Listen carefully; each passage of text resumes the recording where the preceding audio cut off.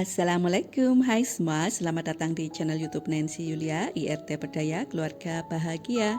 Kemarin saya sudah share resep kulit risoles dengan perbandingan bahan yang ideal agar supaya kulit risoles kalian lembut, lentur, elastis, dan pastinya anti sobek.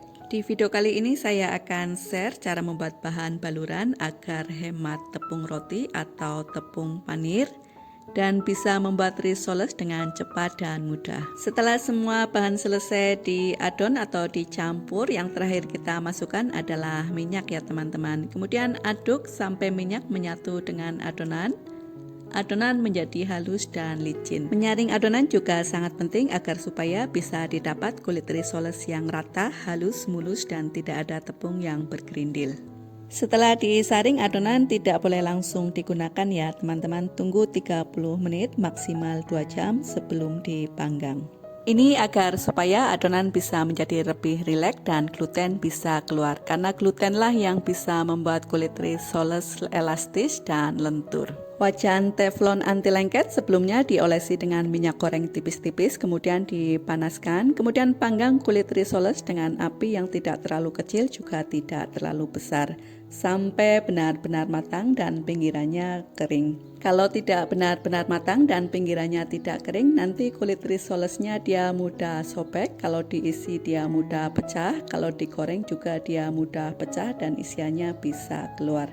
Kemudian ini ditumpuk, ini nggak akan lengket ya karena kita tadi sudah taruh minyak. Dengan takaran perbandingan bahan yang ideal, kita bisa membuat kulit risoles halus, mulus, lembut, lentur, anti sobek, dan juga sangat elastis. Setelah selesai dipanggang, kulit risoles bisa langsung digunakan. Apabila kalian tidak langsung digunakan, kalian tutup dulu agar supaya tidak kering. Kemudian untuk isiannya sesuaikan dengan selera kalian masing-masing. Karena aku bikin risol buat jualan, jadi aku sesuaikan dengan selera. Jadi ini memang rutinitas keseharianku ya teman-teman. Selain menjalani aktivitas sebagai ibu rumah tangga biasa, aku membuat kue-kue untuk dijual. Aku menerima pesanan online, offline dari tetangga-tetangga untuk arisan, acara PKK, dan yang lain-lain. Tips agar hemat bahan baluran, ini tepung rotinya kita haluskan dengan menggunakan chopper atau blender ya teman-teman. Kemudian masukkan ke dalam wadah yang besar.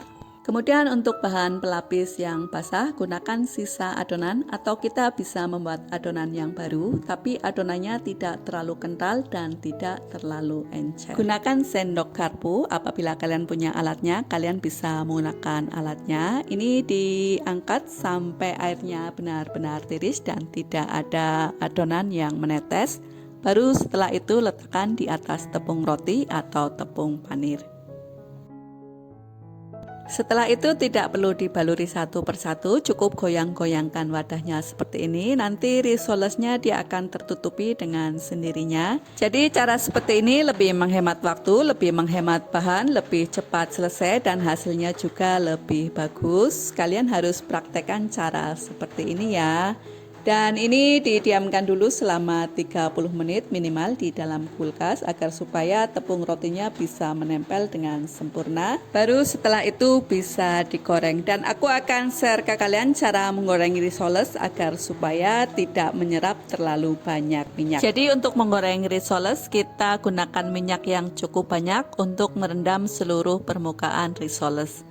Apinya dengan menggunakan api sedang cenderung ke besar, minyaknya panas, tapi jangan terlalu panas dan jangan terlalu sering dibolak-balik. Untuk menggoreng risoles juga tidak perlu terlalu lama ya teman-teman, karena bagian dalamnya sudah matang, kulitnya sudah matang, jadi kita tinggal mematangkan bagian luarnya saja.